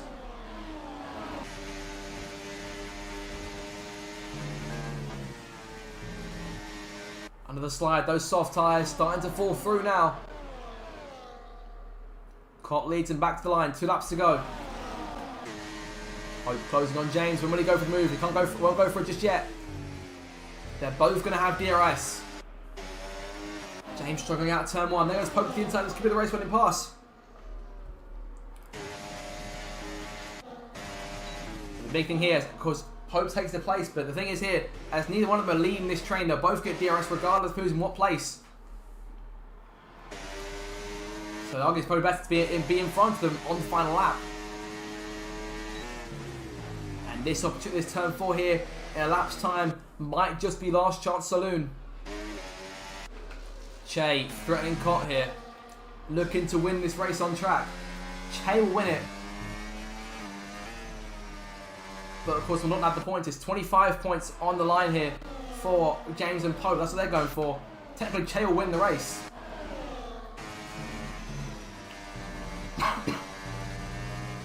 This is the bell lap now. Kopp brings him back around. A season ago, he led them to the line to start the last lap. It's Che who will win this race, chances are, but the fight is all on here between Pope and James. Now, will Pope hang back this time, because James won't get DRS if he goes around James now. So he's going to pull in front. And pull clear. Che taking the lead back away from Kopp outright. JB now into play as well. And Pope pulling away. The points that's been going Pope's way. It's going to be Che's race to win. On the inside of Kopp.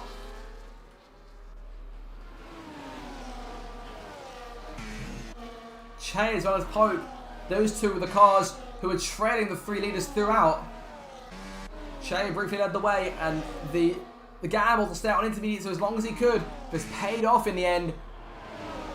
As he's going to run the last 2 corners here, unless Kopp can trust him at the line, which I doubt he'll go for. And Che will emerge from the last corner. He hasn't lost a yard of pace. He's still got it. Che wins in Austria. Kopp will finish over the line in 2nd place. Pope takes the flag in 2nd. James will take 3rd. Kopp 4th in the end. Imri to 5th. JB 6th. Websey 7th. Curtis 8th. PJ 9th. Flying Duck will nab the last point on track. Curtis 8th. Lucky Lambert will finish 9th after joining midway through the sessions today. And PJ would have the last point off. Courtney Goodman 11th. Flying Duck 12th. Ethan Top flying up 13th, Rajay 14th, Paris 15th, this game is 16th, Rooster 17th, and Tufty Candy with the last scorer, or the last scored car. Grumio does not make the flag. Che wins it. Fantastic effort, and Pope will, and as he's a reserve, Pope will take the full 25 points from today's race. That'll go down as Che's victory in the books. We were waiting for the chaos to come, and it did arrive. Fantastic race. Austria again serves up another belter, as it always does. Hope you guys enjoyed that as much as I did, because that was absolutely excellent.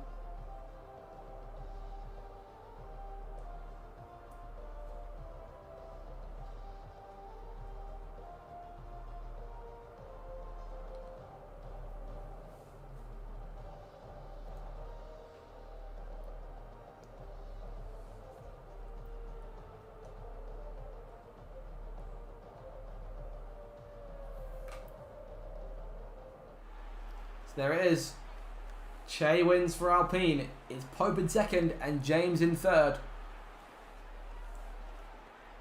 James gains more points in the championship. Is as close as the competitor. Grumio fails to finish this one.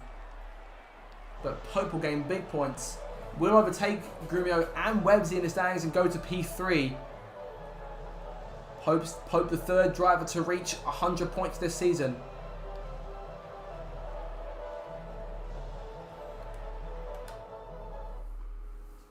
And that will be the race. And we'll wait now for posters interviews to get underway.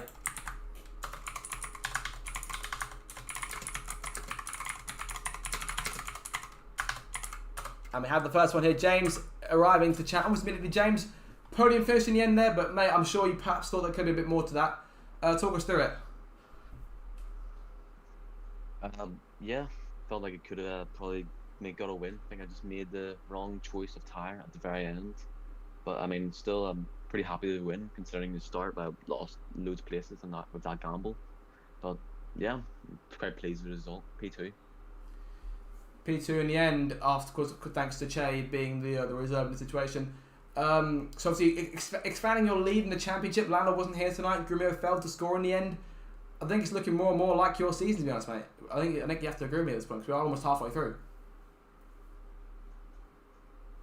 Yeah, I mean, I think the gap's going to be above 26 points again. So, I mean, I still could miss a race and be first anyway. But yeah, I mean, just see what the next half has me. See if I can keep this upwards trajectory. Whatever. Let's see if that can happen. Of course, Silverstone next week. Looking forward to that. That's a home race for you, isn't it? Home race for the majority of the grid. Yeah. I mean, it's been a decent track for me for like a lot of the F1 games. So I'm looking forward to it. Maybe get another podium out of that weekend as well. We'll have to wait and see, and of course that championship might be going your way. We never know. The second half of the season could bring. But congratulations on the podium today. We're going out to Pope, who will get the full 25 points today after the. Of course, Che wins the race, but Pope comes over in second on track, and that'll be enough for the points. Pope, congratulations, mate. Another 25 on the board. That moves you into third place in the driver's standings. Congratulations. Yeah, well, I said maybe, and I said maybe you're gonna be the one that wins this, and after all, it is. So I'm very happy that. Obviously, I know reserves don't count, but in my head it's a win, and hopefully post-stewards did see an incident between Grumio and Che later on. Hopefully that will give me my first official win, kinda. But yeah, no, I'm happy nonetheless.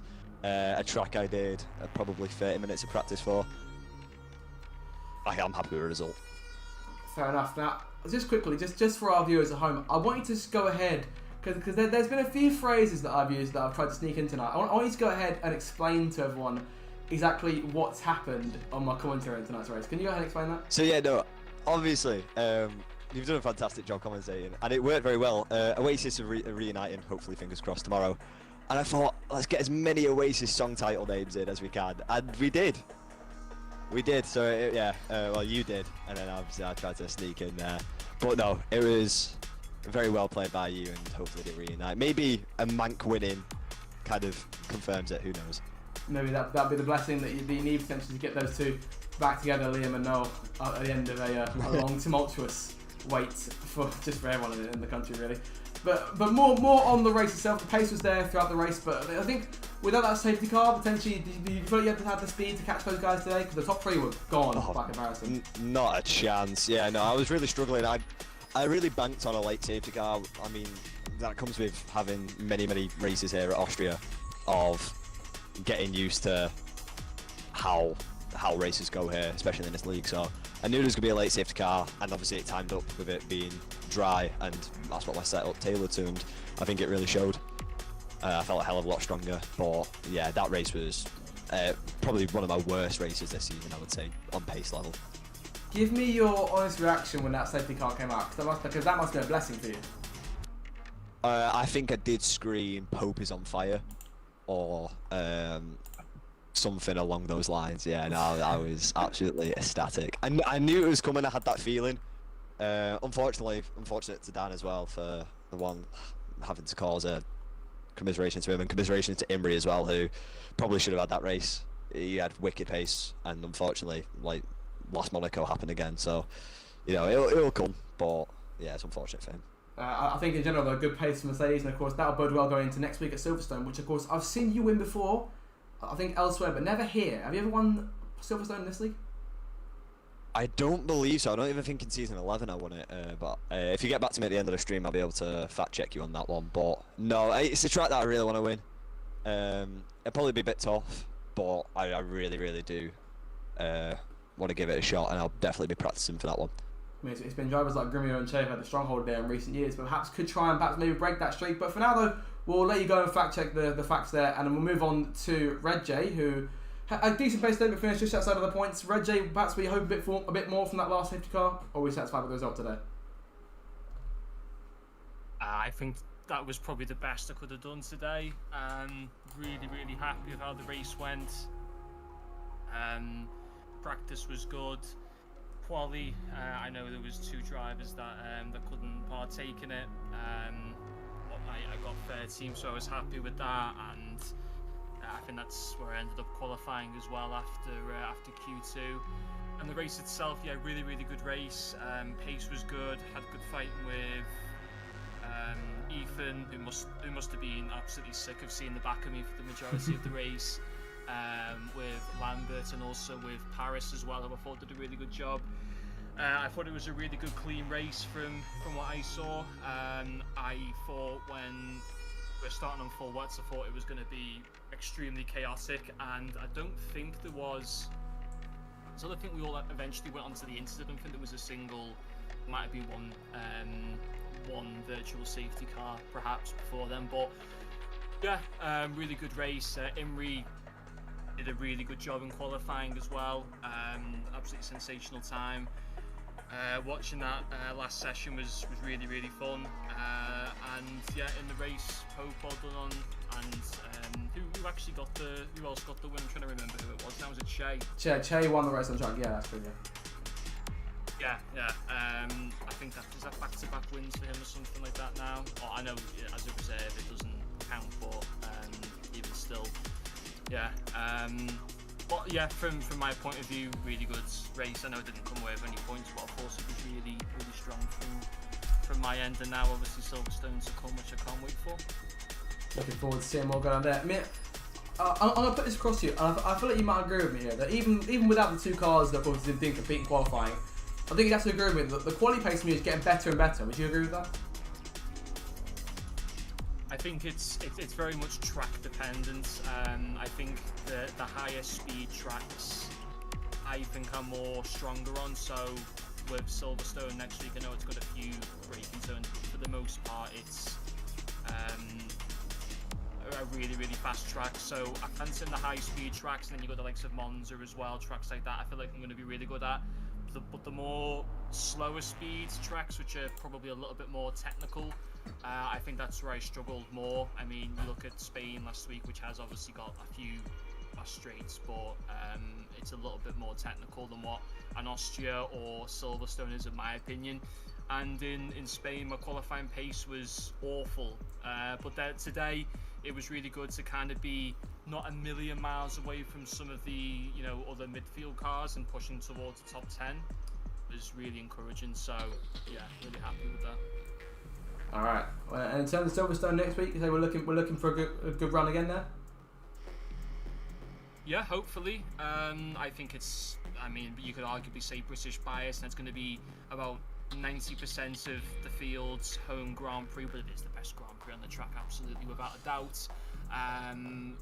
Free flowing, the corners are iconic, just everything about it. It's just a fantastic track.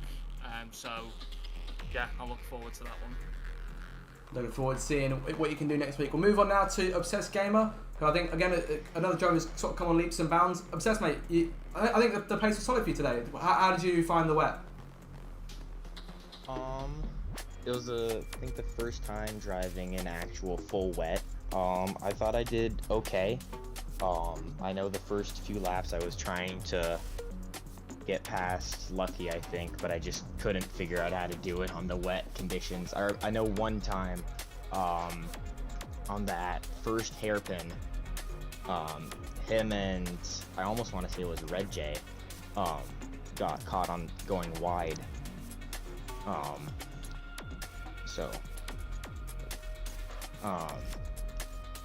I tried to go past, but then I hit the back end of Lucky, just gave him a little love tap, so yeah.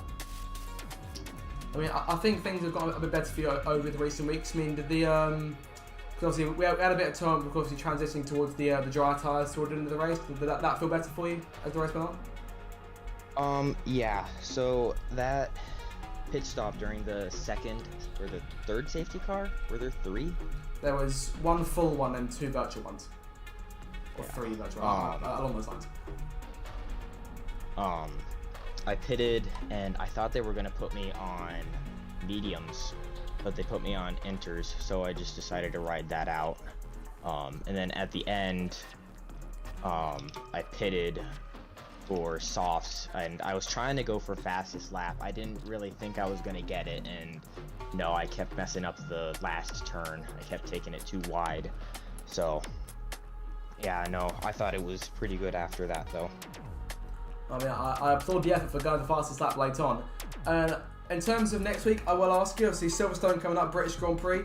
Any chance of the Stars and Stripes coming to Old Blighty and taking us all on, or taking these guys on? I don't know. I'd like to. I mean, I think it would just be really ironic if an American won the British race, but I just don't think that's in the cards at this point, unless like the 15 drivers ahead of me will crash out for some reason. We've had races with a few finishes before in the past on rare occasions, but not at Silverstone. We'll have to keep an eye out, see how you get on next week. I'd say probably put the hours in for that one, because it's a fantastic circuit, and I think you'll have a fantastic time on it. Yeah, I know for a while there I really didn't like Silverstone just because I didn't understand the track layout. I kept thinking that I had already completed a lap, but I was still going on that same lap. Do you know what? I used to have that myself, because they changed where the start-finish line was in the past. They're sort of bit of the circuit further along that sort of looks like the start-finish straight, but it's not. Yeah, that's what gets me. Fair enough. I'll tell you what, give it a few more laps and it'll feel natural to think of the start line as where it is. But we'll leave it to it from here. Again, good pacing today. We'll move on now to Paris 232, who of course reserved today, making his late return. Paris, why were you on the track and not with me in the commentary box? Is there any hope of that today? Well, I was paid a substantial sum from JB. Is the reason for that. JB. Just to clarify for legal reasons, that is not true. But yeah, talk to me. How was the race, mate? It's good to be back. Good to be back. I mean, you had the pace there to sort of hang with the rest of them over the course of the Grand Prix. Was there any hope for anything more today, or were you satisfied with the outcome? I think that's about the best I could have got. I only had an hour's practice, so I think I haven't lost too much pace, and it's been about a year, I think, since I last drove in the game. Obviously, that was last game.